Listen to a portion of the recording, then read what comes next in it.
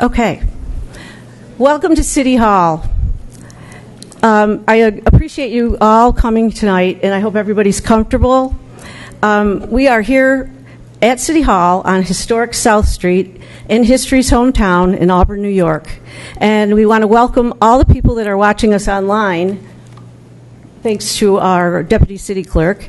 We do live streaming of our City Council meetings, and that's why we thought it would be a good idea to offer City Hall for this event so that people that couldn't make it can watch it online. And we've been promoting it, so there's cameras. Hello. So we welcome everybody here tonight. Before we get going, I would like it if everyone would stand. We've got a couple of kids here that are going to lead us in the Pledge of Allegiance. I just don't know what we did with the kids. Where are they?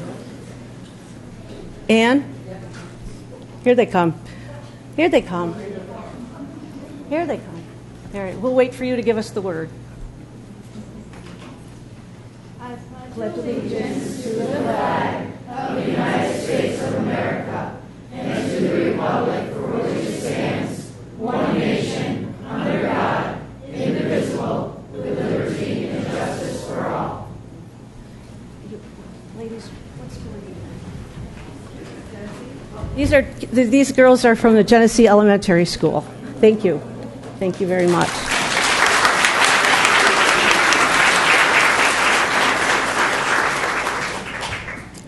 Thank you. Once again, welcome and thank you everyone for coming tonight. First, I want to thank the Harriet Tubman Boosters for sponsoring this event tonight. Thank you. Just to give you a little background on how we ended up here tonight, and you'll hear a little bit more about that later. One Sunday afternoon, Barbara Ortiz Howard, she's the person that's co-sponsored or co-founded the Women on the 20 initiative. She contacted Laurel Ouliette and asked if she could get a few women together to meet for lunch on a Sunday. And they did. They got together.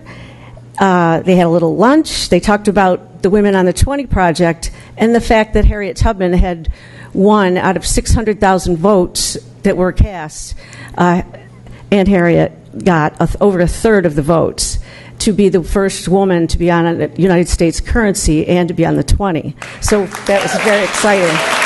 Very exciting.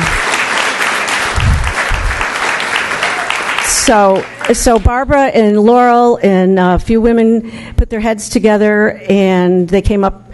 The people in New York City, that's where Barbara's from, they were going to have a public forum to talk about this on Women's Equality Day on August 26th. So they wanted every community, if we could do it. But we decided to do it, and Laurel took the bull by the horns and made it happen. So when you put 2 or 3 women together in a room, a little lunch on a Sunday, look out. So here we are, thanks to Laurel and the Harriet Tubman Boosters. And yes, thank you again.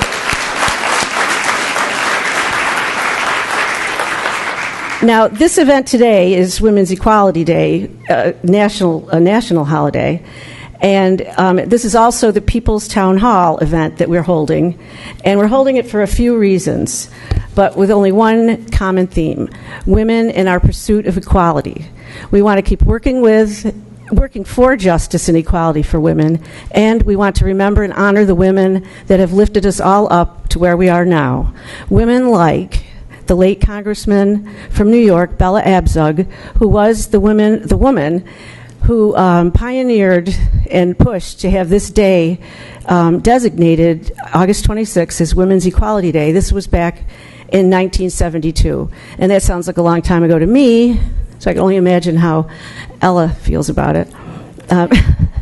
But the other woman that we want to focus on tonight, aside from all of us, is our one and only resident of Auburn, an American hero, the woman that is absolutely worthy of a place on the $20 bill, Harriet Tubman. Yes, that's for Harriet.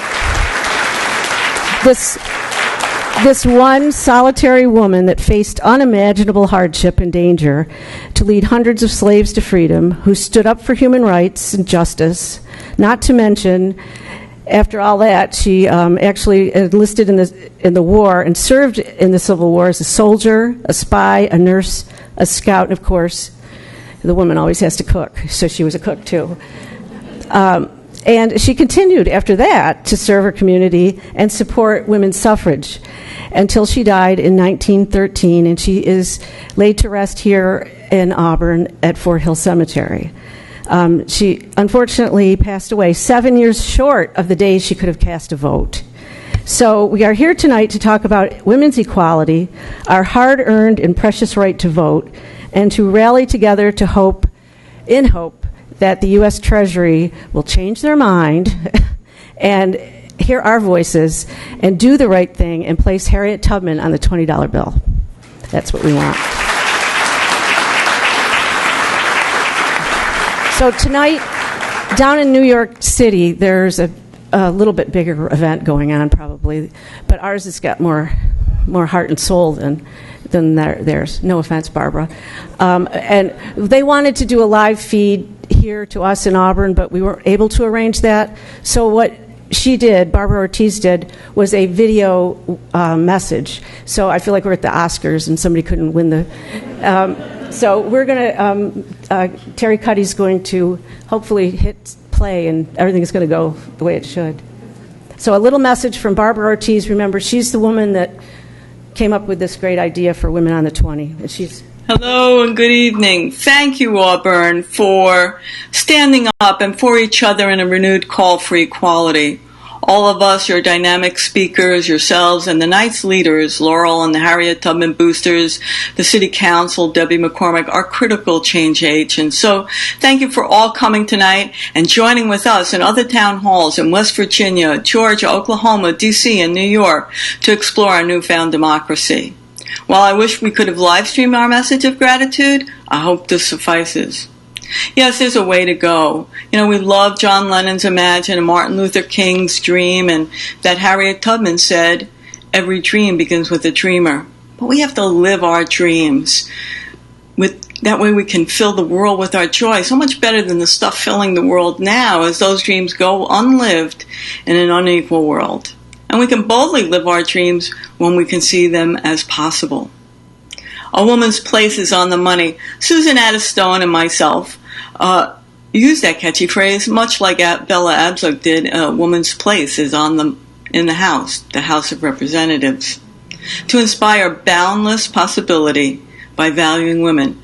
You see, when we validate women's contributions and our own by speaking them, we value them.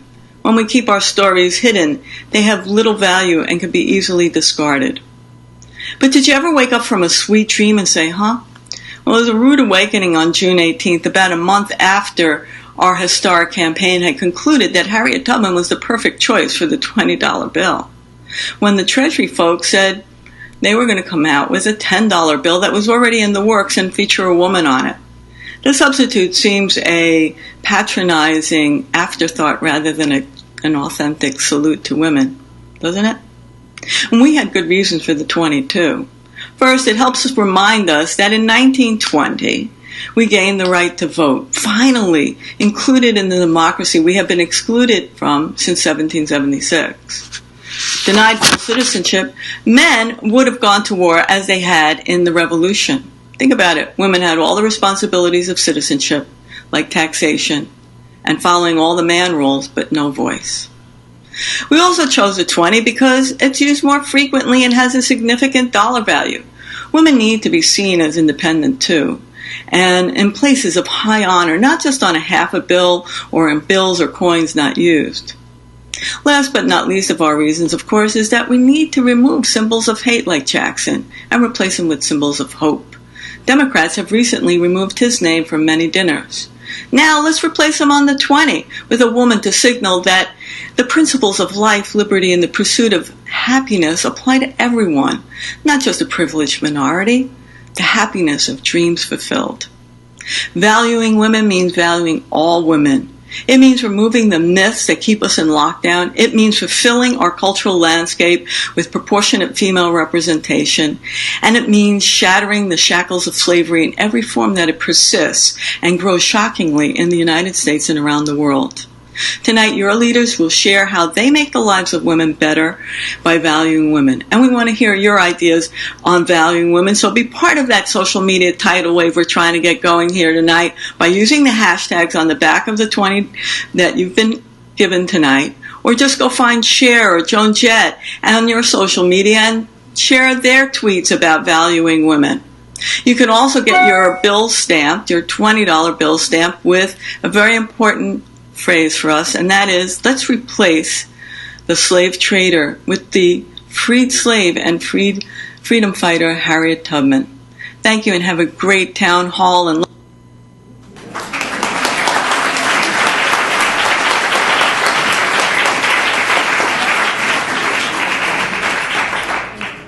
you should see her in person. She really is contagious. So that's how we ended up here talking with her. She's really has the passion, and here we are. So the next thing on our agenda is, well, actually, that wasn't the next thing. I bumped the mayor. Oh, boy, there goes my job. I bumped the mayor. Well, he didn't mind because he wanted to hear Barbara anyway. He was very anxious to hear Barbara's talk. I know he was. So the next thing, last Thursday, at our city council meeting, the mayor did a proclamation honoring this day. Last night, Tuesday night, at the county legislative meeting, Chairman Chapman and our county clerk, Sue Dwyer, they put together a proclamation as well, and Sue delivered that tonight. And I'll have it here if anybody wants to read it and look it over when we're done. So the county has recognized this, and the mayor is here tonight. I asked the mayor to, if he would mind doing it, because I think of this as kind of the mayor's house. So we thought he'd like to do that. Thank you.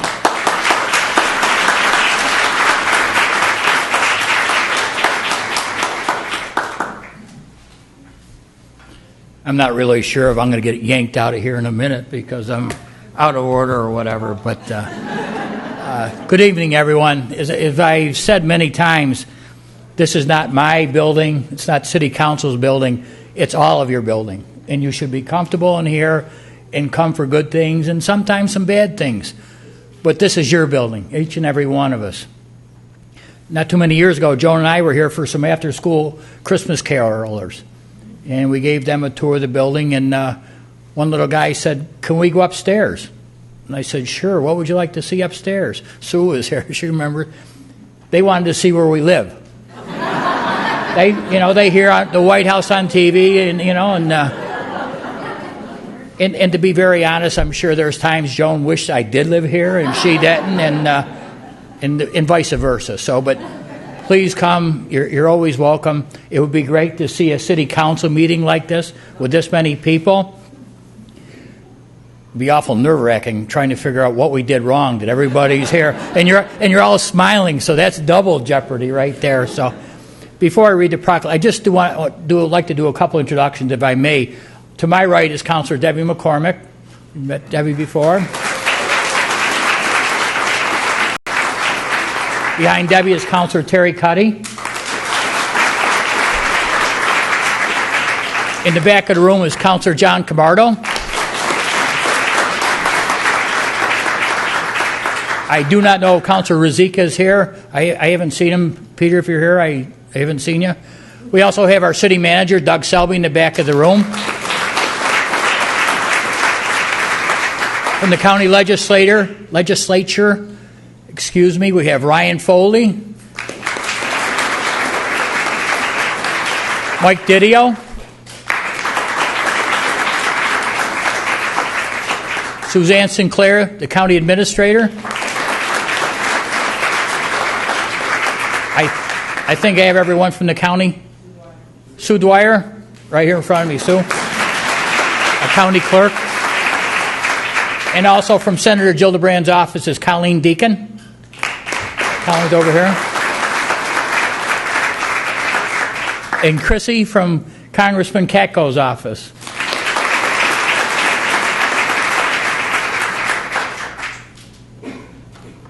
Should never give an elected official the podium election year. My helicopter will be here in a few minutes, so we're giving rides if you can get in line fast enough, all right?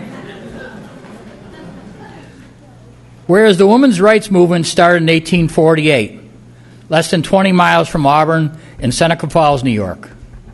A group of women, led by Lucretia Mott and Elizabeth Cady Stanton, began organizing peaceful protests for their right to fully and equally participate in workplaces, libraries, organizations, in public facilities, as well as the right to vote and participate in government. And whereas after the Civil War, Harriet Tubman joined the effort, her belief in the equality of all people, black or white, male or female, made her sympathetic to the women's rights movement. She toured New York, Boston, and Washington, speaking in favor of women's suffrage rights. And whereas on August 26, 1920, 72 years later, the 19th Amendment was certified, securing to women the fundamental right to vote.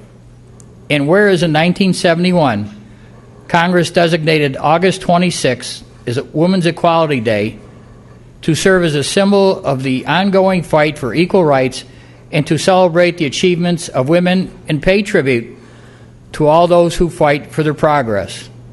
And whereas Women's Equality Day is an opportunity to recognize the advancement in women's rights and to recommit to the goal of equality. Now, therefore, I, Michael D. Quill, Mayor of the City of Auburn, do hereby recognize August 26, 2015 as Women's Equality Day in the City of Auburn, New York, and ask all the citizens to pay tribute to all those who fight for equality and justice for women.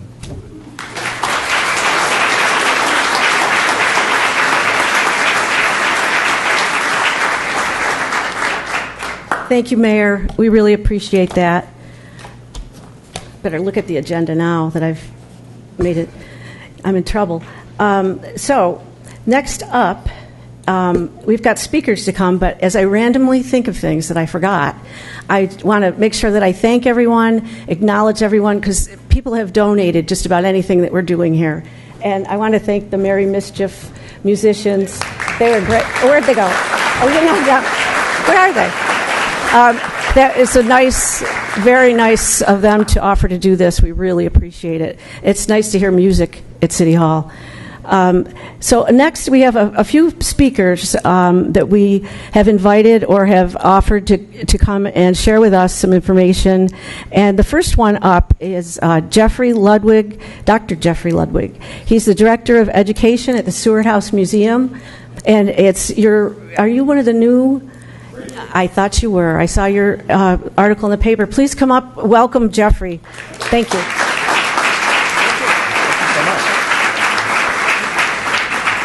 Thank you. What a wonderful introduction to Auburn. I can already tell I'm going to be happy here. It's a town that cares, and I can't wait to get here as fast as I can. I'm in the process of moving now. So if anybody knows of any places, talk to me after.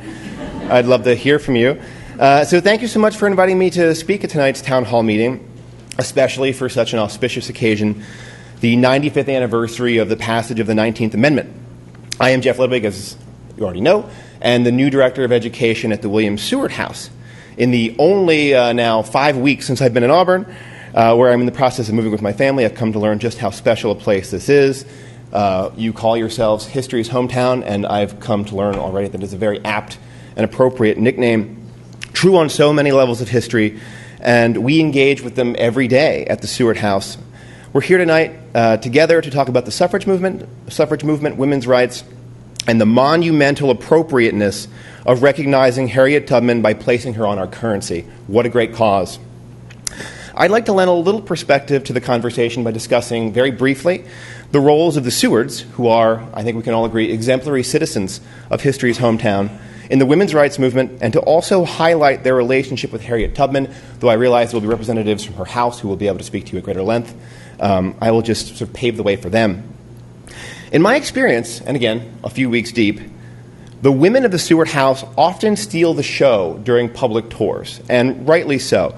People might come in our front door because they were interested in the Civil War, they're interested in the team of rivals and Lincoln and Seward's relationship, but they're often drawn very quickly to the stories of the women inhabitants of this house. These were strong, educated women who would be very proud of what's going on tonight.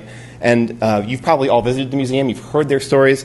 I'd like to get us just a little bit of background to really share why it's so great from the point of view of the Seward House that we're all together. Throughout Seward's career, from the governor's mansion to his place as Lincoln's right hand, he was supported by a coterie of women that stimulated him, challenged him, and enabled him to succeed. Mrs. Frances Seward, his wife, her sister Lizette, daughter Fanny, and his two daughter-in-laws, Janet and Anna, are among the strong women you'll meet when you come to visit us. They're an integral part of the story of Seward. They really do steal the show. Each played significant roles in the life of the house and the family. These women were educated. They were deeply invested in reform movements of the period, such as the anti-slavery movement and the women's rights movement. They were also advocates of education reform. And indeed, in many ways, Frances Seward and these other women were educated for equality relative to their day, not educated to occupy the separate sphere, the domestic sphere, to which women were often expected to live while men occupied the public sphere, the world of letters, the world of politics. Both Mrs. Frances Seward and her sister Lizette were well educated. They enjoyed a more varied education than most young women of their time. They went to the Troy Female Seminary, now the Emma Willard School in Troy, where they were schooled in mathematics, science, letters, the same subjects that their male counterparts were enjoying. This made them rarities. It also made them, in their minds, the equals of men. Emma Willard believed women could learn and teach classical and scientific subjects commonly thought suitable only to men. The Seward women shared her goals. And they pushed Mr. Seward as governor, as senator, as Secretary of State. Although she would never speak against him publicly, I've seen evidence again and again of Mrs. Seward privately challenging, never shy about expressing her opinions, contradicting her husband, really pushing him to be a more progressive reformer in his public career as a statesman. She did this through letters. She did this, that's how we know this, and I imagine through private conversations.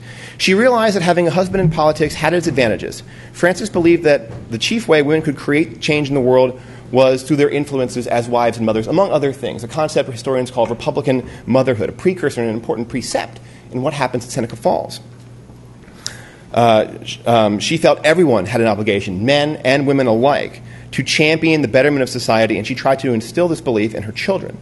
Mrs. Seward was therefore in deep sympathy with many of the social movements of her age, the reform causes that she felt her husband could do great work in advancing.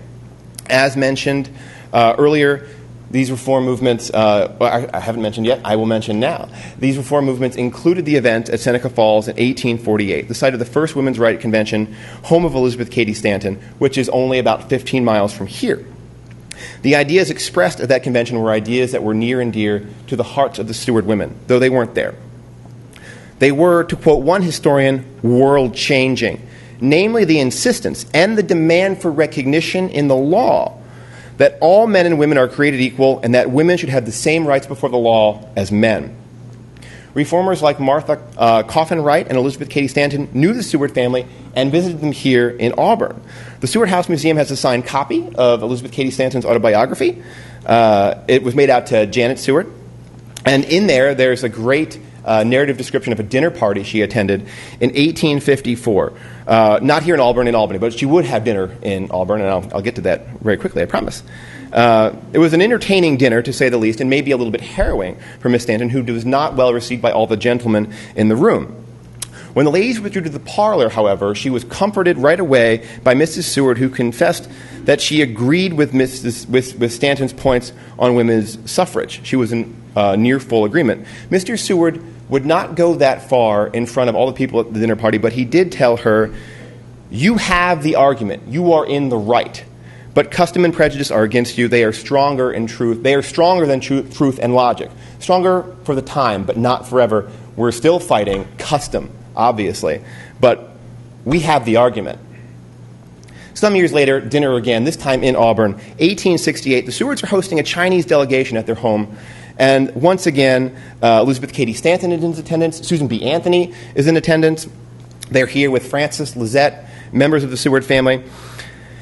And at one point in an evening marked by sparkling conversation in which the women were customarily taking the lead, one of the members of the Chinese delegation remarked that the intelligence of the American women was something unknown to them, unseen in China. And Lizette said, maybe she regretted it later, well, maybe if you let the women out of the back of the house and invited them into the parlor, you would see this intelligence is not that rare.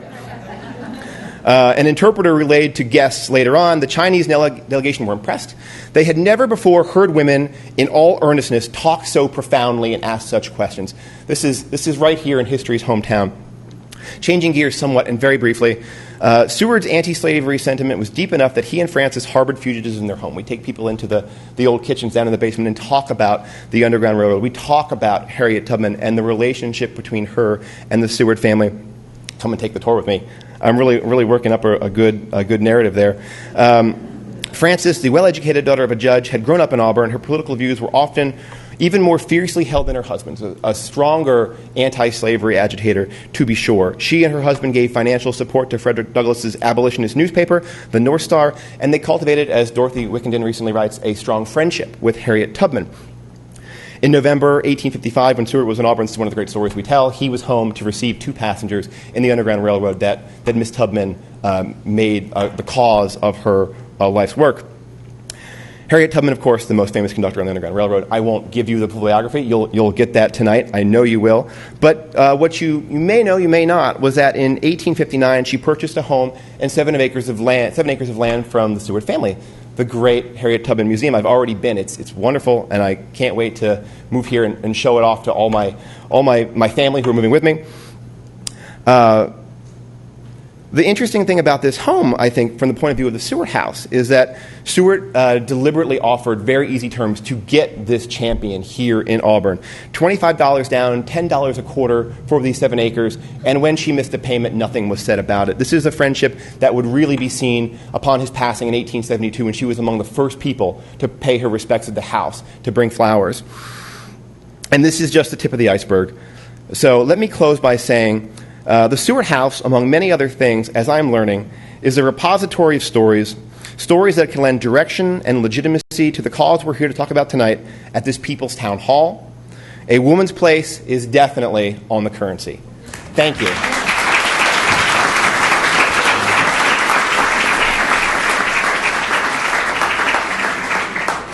Thank you so much. I'm glad to welcome you this way to the community.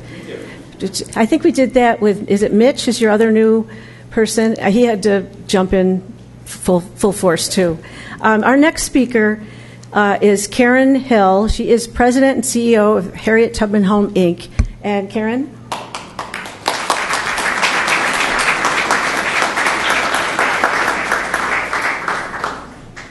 Good evening, Auburn.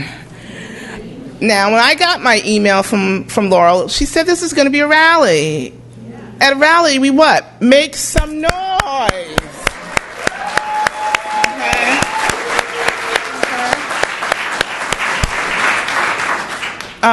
Mayor Quill, Councilwoman McCormick, Laurel, everyone, we have so much already to celebrate here in Auburn. I mean, we have the light of America shining in on us now, every day. The National Park Service, they say we are the most important thing that's happened to them almost in a century. Yesterday, I think, was their 99th anniversary of the National Park Service, so let's give them a shout out.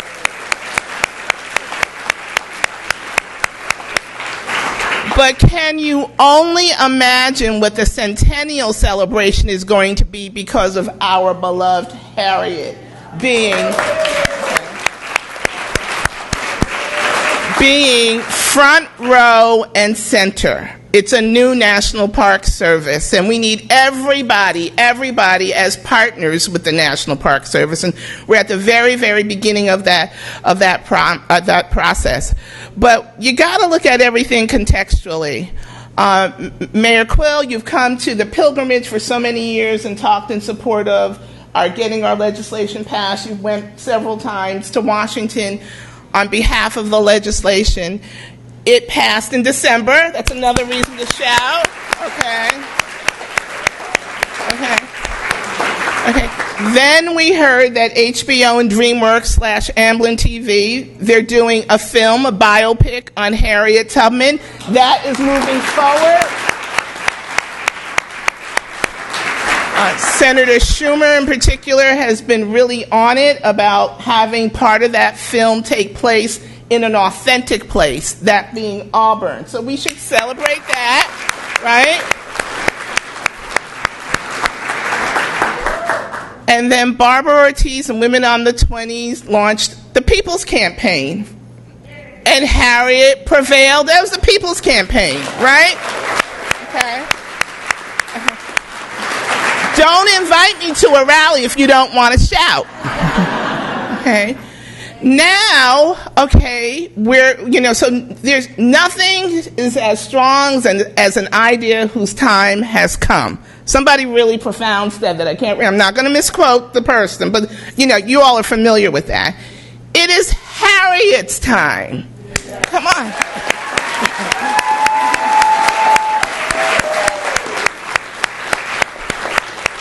I don't care how you cut it. It is Harriet's time. They can't unring the bell. The park is going forward. The movie is happening. She has won the People's Campaign for the 20. She has prevailed with the online campaign for the 10. It is Harriet's time.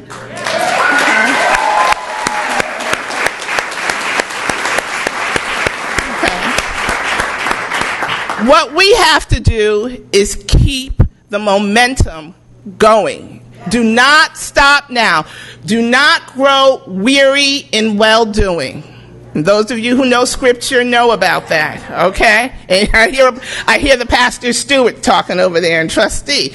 Okay, so what we have to do is take this rally wherever we go. When you speak with people in your houses of worship, at work, in the coffee shop, tell them it's Harriet's time. Encourage them to weigh in online, through the Treasury website, through Still Women on the 20s, through Senator Schumer has it on his website. There's so many different ways to use social media. But here's what I really need everybody to do. I need everybody to try to bring 10 people next Monday to Seneca Falls, because who's going to be there? The United States Treasurer. Oh, okay.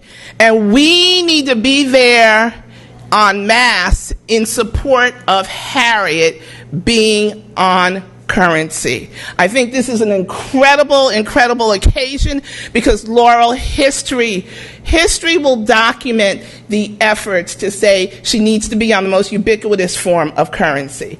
But on the other hand, because I'm always an honest broker when I speak, there's so many men, women, and children for whom the 20 might as well be a $1,000 bill. So if it is meant for her to be on currency, and if that currency is the 10, imagine how many people who live at the margins will be able to have that currency with them. They'll make better informed decisions about how they use their currency, how they save. So everybody should be enlivened by this experience of coming together as such a diverse community, all in support of a woman called Harriet whose time has come. Thank you.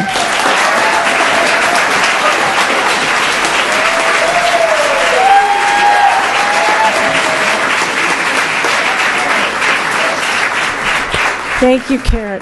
Thank you. That got us going. The only thing about the 10 is they say they want to put 2 people. Oh, we want her on Solo. We don't need to share the bill with anybody. Oh, no, not now. No. We will go to Washington on that one. Okay. Thank you, Karen. That was great. And Colleen, I bet you're really excited about following Karen. Next is Colleen Deacon. She's here representing, she's the Central New York Regional Director of Senator Kirsten Gillibrand's office. Thank you, Colleen. Thank you. Yes. Thank you for setting me up for this letter that I'm going to read. I'm Colleen Deacon. I'm Senator Gillibrand's Regional Director. Unfortunately, the senator could not be here this evening, but she is constantly fighting for women's equality everywhere through everything she does, but she did want me to read a letter on her behalf. So, dear friends, it is a privilege to send greetings to everyone attending the Women's Equality Day celebration and People's Town Hall evening. As we commemorate the 95th anniversary of the constitutional adoption of the 19th Amendment this evening, we must remember that the fight for women's rights to vote dates back to 1848, when this right to vote was proposed at the historic Women's Rights Convention in Seneca Falls. It wasn't until 1920, after decades of activism, that Congress finally passed the 19th Amendment. The activists who achieved not only this progress for women, but who were later joined by more advocates who tirelessly fought for equal rights, should serve as an inspiration for us today. Just a few of the leaders from the equal rights movement who deserve to be commemorated are women like Susan B. Anthony, Eleanor Roosevelt, Elizabeth Cady Stanton, and Auburn's own Harriet Tubman, a remarkable American hero who continues to inspire me today. And I am so thrilled we are considering a woman for a new $20 bill. Thank you.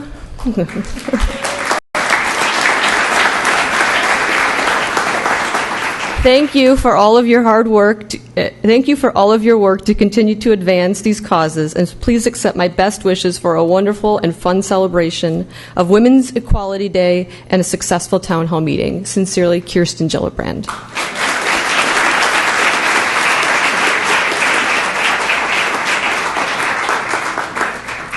One thing I just thought of when we were talking about Harriet, I was talking with the mayor, and if anybody's had a chance to talk with Mayor Quill for 30 seconds, he'll go down the trail of the history of his family in this city. And was it your grandparents? Yes. His grandparents were neighbors and friends with Harriet Tubman. Is that right? So it'd be your great-grandparents. Yes. Yes. So he has roots. Our next speaker is, I love to introduce this person. The next speaker was our first woman mayor here in Auburn, which,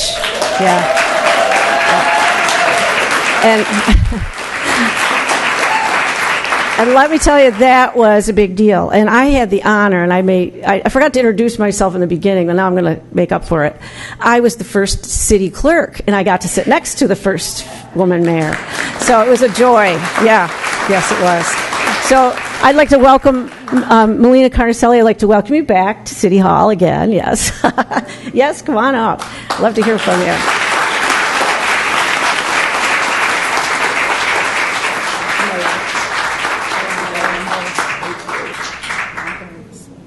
Wow, feels good in here. Nice. Good evening, everyone, Mayor, councilors, and many thanks to the local organizing committee for this invitation to briefly speak to you about my motivation for seeking election to this office of mayor. In 1999, I was the first woman to be elected as Auburn's mayor, and to this date, the only woman to hold the office. A proud distinction, to be sure, but one I wish I didn't have. Yeah, you saw what I'm saying. Being the first and the only is what I mean. I was first elected to this chamber in 1995 as a city councilor, and very early into that first term, I signed on with a national advocacy group called 50/50 by 2020. Some of you remember that, 50/50 by 2020. The goal being 50% of all elected offices in our democracy would be held by competent women by the year 2020. Well, we've got 5 years to achieve that goal. It's still daunting, however. Women comprise almost 51% of our national population, but hold only 17% of elected seats. So we still have a long way to go. However, I'm grateful to a few women here tonight who did or are currently doing their part to change that percentage in this chamber. Debbie McCormick. Yeah. Who currently serves on City Council. Dia Carbajal, who's currently running for a seat in this chamber.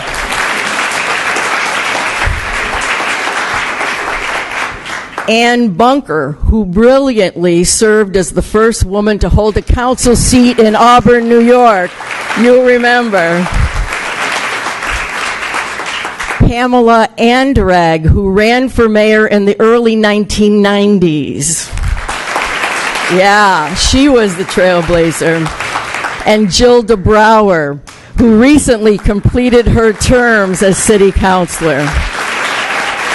Where is Jilda? And on the county level, Sue Dwyer, our county clerk. Susan Martini, who made a bid for the legislature 2 years ago. Aileen McNabb Coleman, currently a candidate for the county ledge. Ladies, stand up. Ladies, stand up. Stand up. Yeah.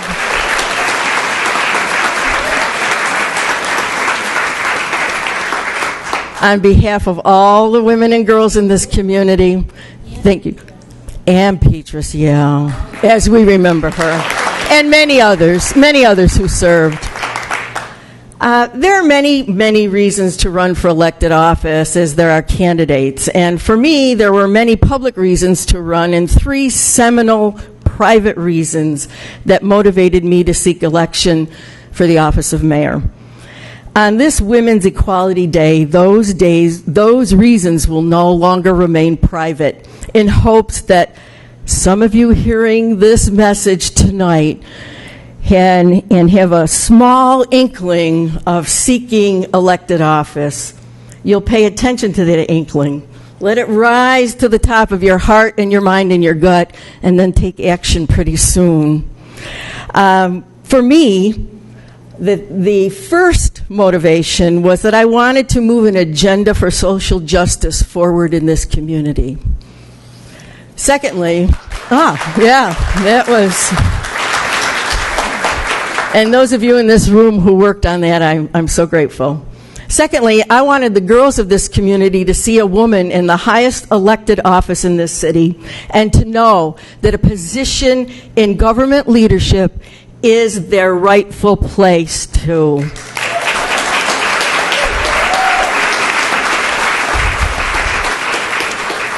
And thirdly, I wanted to follow in the footsteps of Auburn leaders who were and are women who made a difference in our country and our city. Among them, the early Iroquois clan mothers. Yeah. Harriet Tubman, Frances Seward, Martha Wright, and all the other abolitionists and suffragettes from Auburn. The early 20th century immigrant working women who simultaneously worked the factories here in Auburn, reared their kids, and maintained households. Yeah. The local feminists and activists, my family members and close friends, too numerous to mention really, and other contemporary women of influence and leadership who impacted my life, such as Marianne Vasile Piscotti, Carmela Babe Tazzi, Rita Valentino, Gloria Griffin, Nancy Evangelista, Roberta Williams, Florence Smith,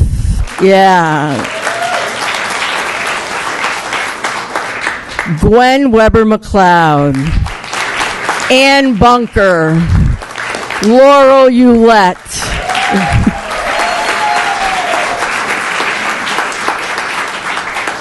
and of course, Senator Hillary Rodham Clinton.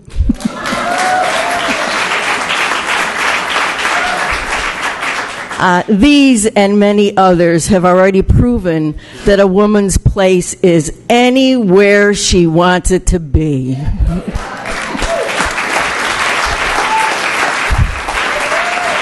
Including in the White House, in a same-sex marriage, and on the $20 bill.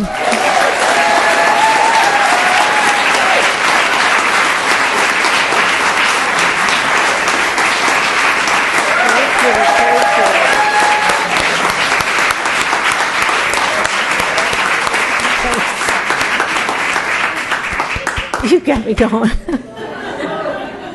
You're some. Yeah, thanks for lifting us up there. Now it's the next person, but that's it. I'll tell you later, Melina. You're it. Now, this gentleman will be really happy to follow Melina. This gentleman is in maybe his second month of a job that a woman recently had, so I hope he can, fill his shoes really well. I'm only kidding. We don't know each other that well for me to joke like that. But I'd like to introduce, and I'm really pleased that you could come tonight, Jeff Pirazzolo. Great, I did it.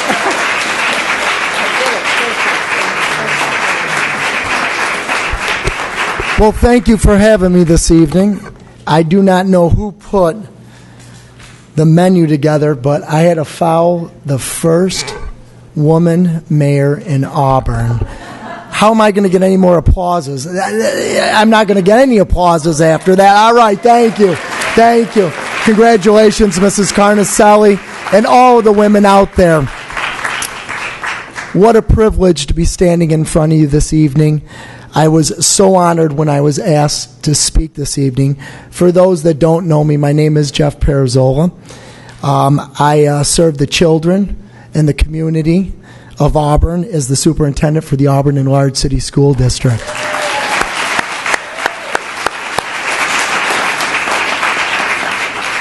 And I'm truly blessed to be sitting in this position and so excited to sit here and serve all of you. As I was thinking how honored I was this evening to be speaking about the hopes that Harriet Tubman will be the next woman on the $20 bill. I could not think of a better American hero that should be placed on our U.S. currency. See, I'm really lucky because every single morning I get up and I drive to work. And I drive to an administrative building. Does anybody know what that administrative building's called? What's that building called? The Harriet Tubman Administration Building. And as I'm walking to my office every day, there's a picture on the wall. And guess who the picture on the wall is? It's Harriet Tubman. Who is the face of the school district and the leader of the administration building? Harriet Tubman. I look around on all the walls. I don't see any superintendent's pictures on those walls. I see Harriet Tubman's picture on the walls. And that's who should be on our $20 bill. I certainly am not going to ask to have my picture on the wall either, let me tell you. So, has anybody been to the Harriet Tubman building? Has anybody ever walked through the front doors and seen a bench over on the right-hand side? Has anybody ever seen what the inscription on that bench reads?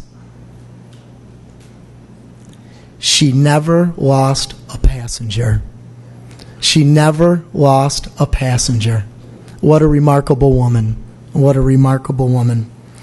So, the administrative building was dedicated on May 27, 2024, in Harriet Tubman's name. And since then, as we continue through our education, we celebrate her legacy in all of our buildings. So this evening, because this is the joy of this job, we get to celebrate with children. So I'm going to talk a little bit now about Genesee Elementary School. Because in Genesee Elementary School, For the past 2 years at Genesee Elementary, fourth graders have had a wonderful opportunity to learn about Harriet Tubman through a unique project called In My Backyard, Geographies of Freedom and Slavery. They visited the Tubman home and gravesite and Skyped with scholar Kate Larson. The project culminated with a week-long artist-in-residence program with Greg Artzner and Terry Leonino, known as the Duo Magpie. Mr. Greg and Miss Terry, as the kids call them, worked with the students to create an original song about Harriet Tubman's life in Auburn, which they did record. Before I introduce the students that are going to be performing tonight, what I'd like to have everybody do is to stand up, because this is a rally, so everybody stand up, and in your program are the words to the song that we're going to be singing this evening. So I'd like to bring our young ladies up here as I introduce them. Savannah Dygert,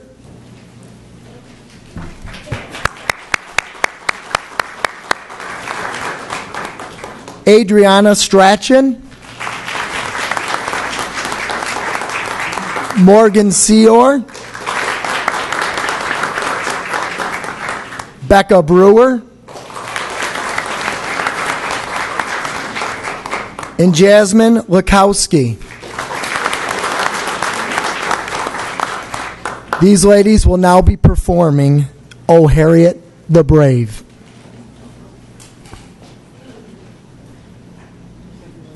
Yeah, everybody's going to sing, right?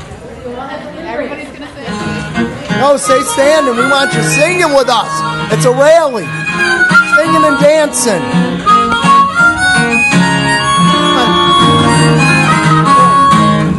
Oh, Harriet, lucky and brave, we are grateful for the souls you saved. The rebel army was vanquished. Oh, Harriet the brave. Oh, Harriet, lucky and brave, we are grateful for the souls you saved. The rebel army was vanquished. Oh, Harriet the brave. Oh, Harriet,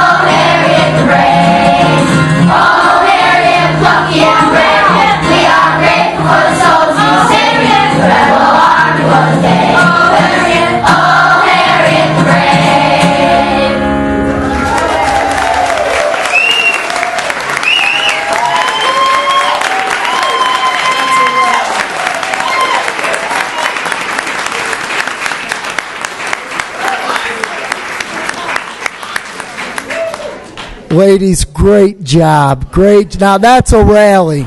That's how you rally. Isn't that awesome?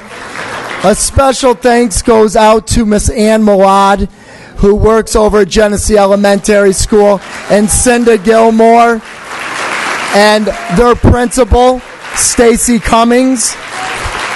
And again, I'd like to thank Dia Carvajal, one of our board members. Again, two thanks in a row, Dia.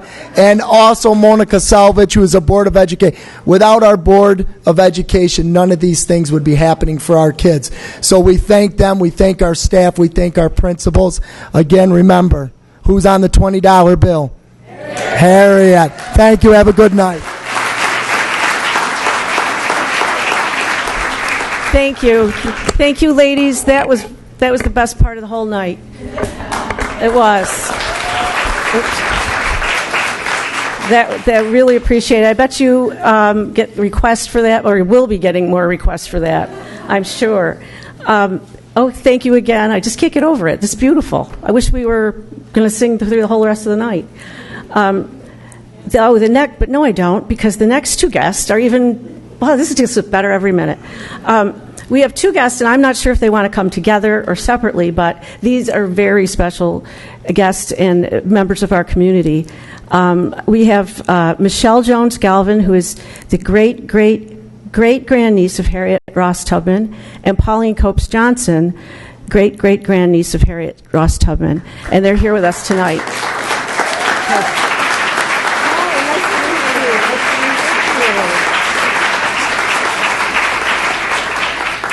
Well, good evening, everyone. Now, Deborah McCormick, it's really cruel and unusual punishment, I think, to have me follow those children. I am not going to do that well, so don't expect it, please. Okay. Good evening, everybody. A special thank you to Mayor Quill. A special thank you to Laurel Ulvet from Harriet Tubman Boosters. And a special thank you to Barbara Ortiz Howard from the Women on the 20s organization. I thank them very much for inviting me to speak with you here this evening. Again, my name is Michelle Jones Galvin, and I am a great-great-great-grandniece of Harriet Tubman. Now, I know that that's a mouthful, but I am proud to share with you my direct relation with Harriet Tubman, Moses of her people, the greatest conductor of the Underground Railroad. Today, as we celebrate, thank you.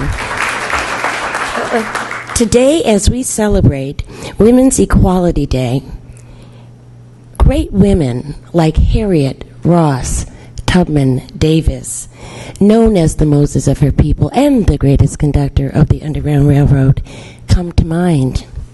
We also think about Matilda Jocelyn Gage, Elizabeth Cady Stanton, Barbara Jordan, Harriet Beecher Stowe, Eleanor Roosevelt, Mary McLeod Bethune, Mary Lou Hamer, Ruth Colvin, Sojourner Truth, Ida B. Wells, Bella Abzug, Susan B. Anthony, Gloria Steinem, Lucretia Mott, Martha Wright, Jane Hunt, Elizabeth McClintock, Frances Seward, and Karen DeCrow.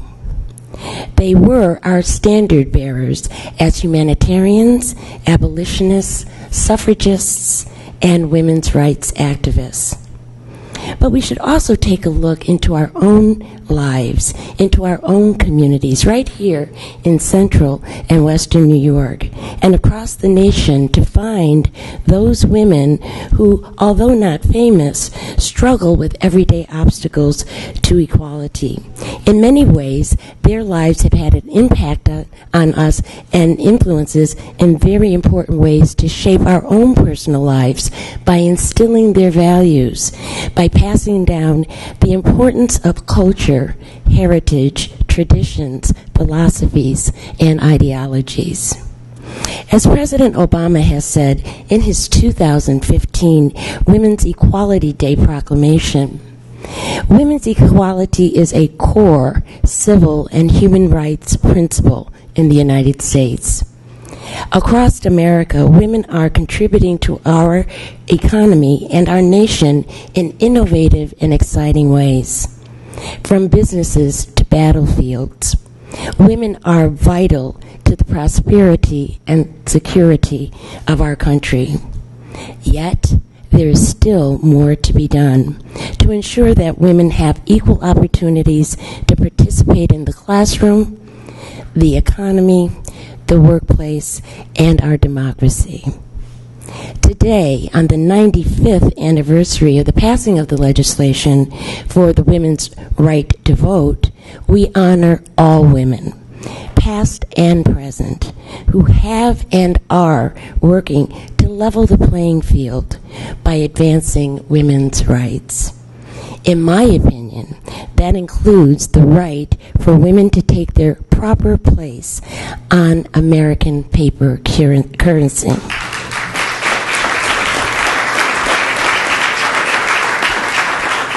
Specifically, the $20 bill. And as a descendant of Harriet Tubman, I may be a little biased, but I think it should be Harriet Ross Tubman Davis.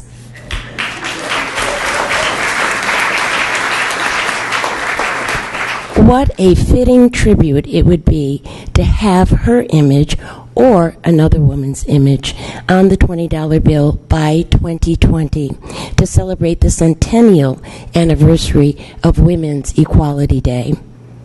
If Aunt Harriet were here today, I believe she would say, keep going and let faith, family, fortitude, and freedom be your guide. Thank you.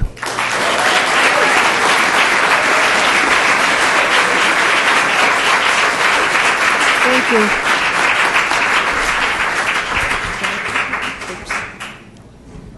Now we're all messed. There you go. Oh, come right here, Harriet. It's my honor to introduce you to Pauline Copes. If I got that right, yes. Mm-hmm. Or Harriet, as she's been called all night.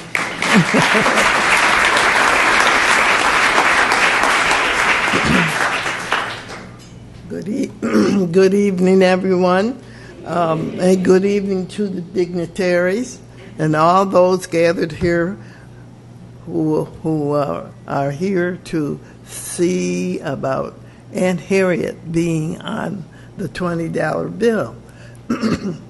Now, I lose my voice when I'm speaking, but we'll carry on anyhow. Mm-hmm. Okay. Aunt Harriet was an amazing woman. She was strong and carnivorous and nervy, and she had the courage to escape from slavery.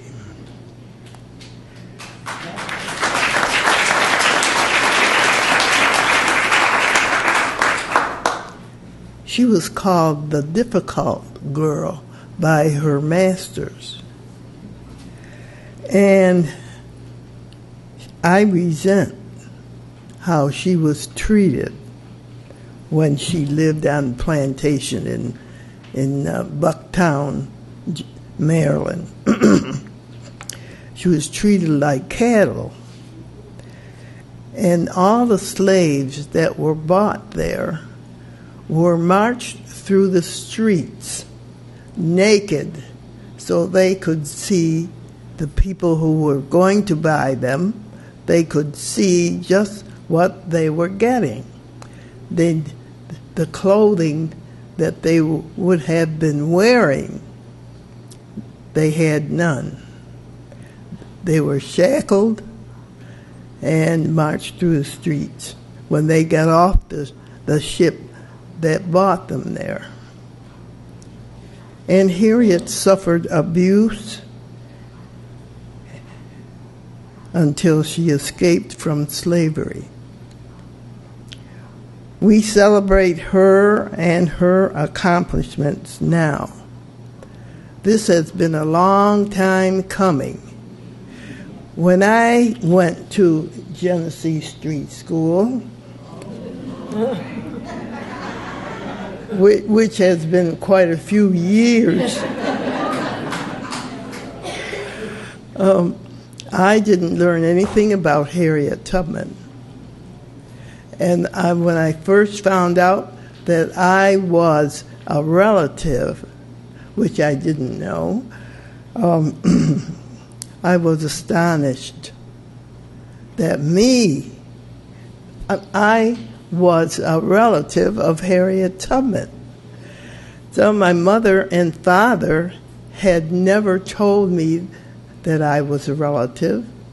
And when I found out from my mother's sister, my Aunt Lida, she told me, I said that I was going to research her. And this I did. And every time I found out one thing about Aunt Harriet, it led to something else. And I was going here and there and everywhere. And through the years, I have been to several different cities and several different states. And the furthest west that I have been has been Albuquerque, New Mexico. The furthest east and south has been Miami Beach, Florida.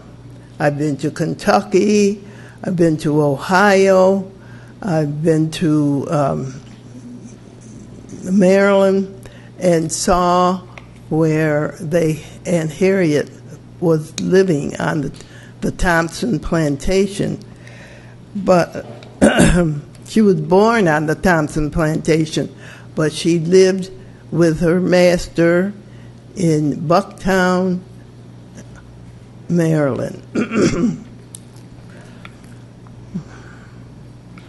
Well, she was the woman who had done a lot of sneaky work. And she was very brave. And I'm telling you, had I been in her shoes, I don't think I would try to do any of the things that she did. But I am blessed, and I blessed her. And I'm very proud of her. So I am not going to take a long time to give this little short speech. But I do want to say that she was never taught to us in school. And now the schools are trying to beat one another for having teaching the facts about Aunt Harriet. And I'm so grateful that she's being recognized now. And more to come, because she deserves every honor that she can get.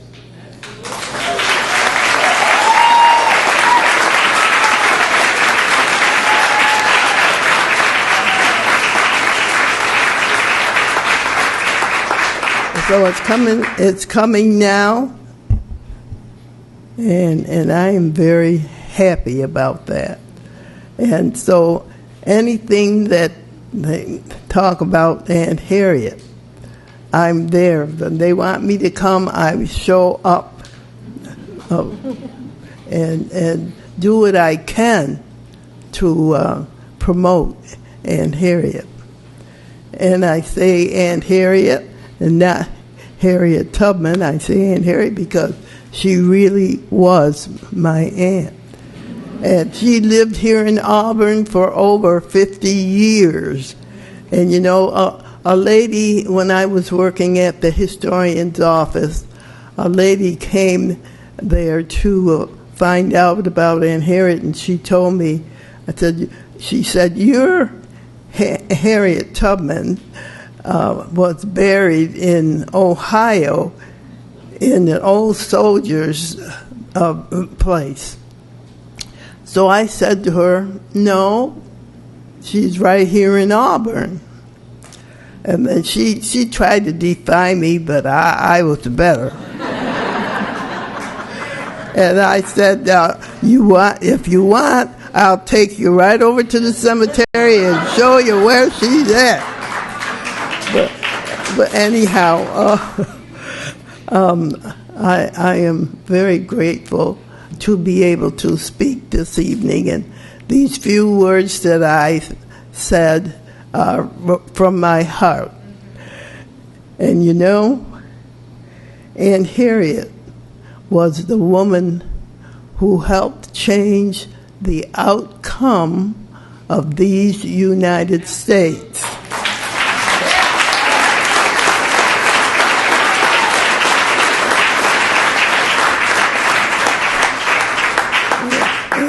And I am very proud of her. Thank you.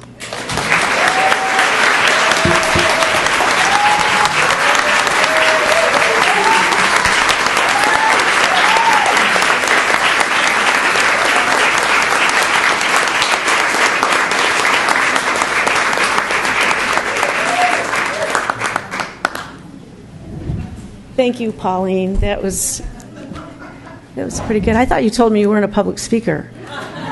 That was beautiful. And the best part is it's all true. It's amazing. It really is. And if you sit and think about too long, you won't be able to talk in front of people. It's really something. Thank you again, Pauline. Pardon? Oh, you're... Thank you. I'd listen to you talk all night. Believe it or not, we have one more person. We're at the conclusion, and this has been, I don't know about you, but I've learned so much, and I always do when I look into Harriet Tubman and women's rights. I've always astounded at what is happening and what hasn't happened, and the things that people have gone through in their life to get us where we are today. It's incredible. And with that in mind, Laurel, are you still here? I'd like to introduce Laurel Uliette. She's the person that got us here tonight.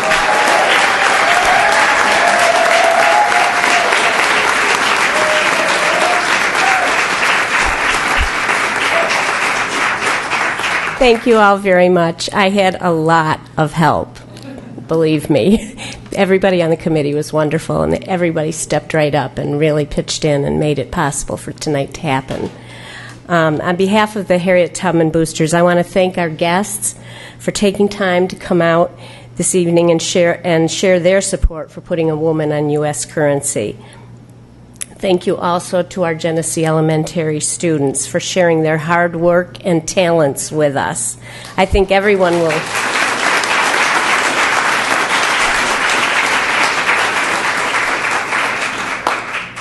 I think everyone will agree that the Harriet Was Here project is a great way to learn history, and clearly they have made us all proud.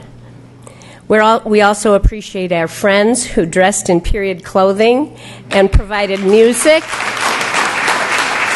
which all added to the ambiance. Thank you all. If you didn't have a chance to get your photo taken on the $20 bill or to fill out a petition form to Secretary Liu, you can still do it as you are leaving. And there will be a town hall sponsored by the Department of the Treasury next Monday, August 31st, from 1 to 2 at the Wesleyan Chapel in Seneca Falls. Assistant Treasury Secretary Rosie Rios will be present to hear your thoughts. We encourage anyone who can to attend this event and reiterate that Women on 20s and over 600,000 voters wanted to see a woman on the 20 on her own and not shared with a man. And based on their criteria for selection, which was making a major contribution to American society and overcoming significant obstacles to achieve it, Harriet Tubman is the clear choice.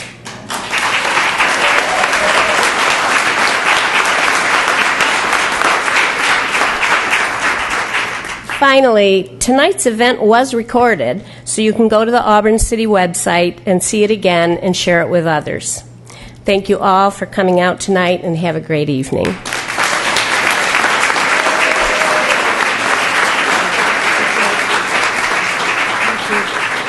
that's the end of our program, but just to remind you, we've got our Harriet on the dollar, so you can use that, take a picture, use your cell phone, get your family with you, get your picture taken, mail it, email it, tweet it, Facebook. This is what is going to get the word out. And the other thing is significant to do if you're old enough to do it, don't forget to vote. That's really. And ladies, and any of the younger people here today, don't forget to register to vote. Voting is why we're here tonight, and we have to vote in order for things to happen, make changes. Thank you again for coming. We're really pleased to see everybody. And don't forget to sign the petitions. Thank you again. Bye-bye.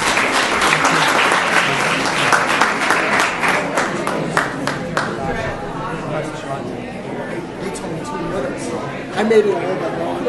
I improvised. Hey, Mike. Good night, Jeff. Thank you very much. That was great. Thank you. Enjoyed it. I enjoyed it. He told me I could only speak to you 2 minutes, so I've changed. Yeah, that's right. That's right. Absolutely. Absolutely. Thank you. That was a lot of fun. Yeah, me too. Me too. Hey, give me that.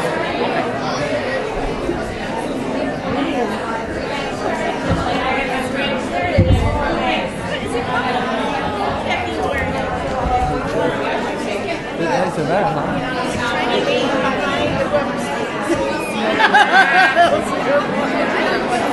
Yeah, right. Me either.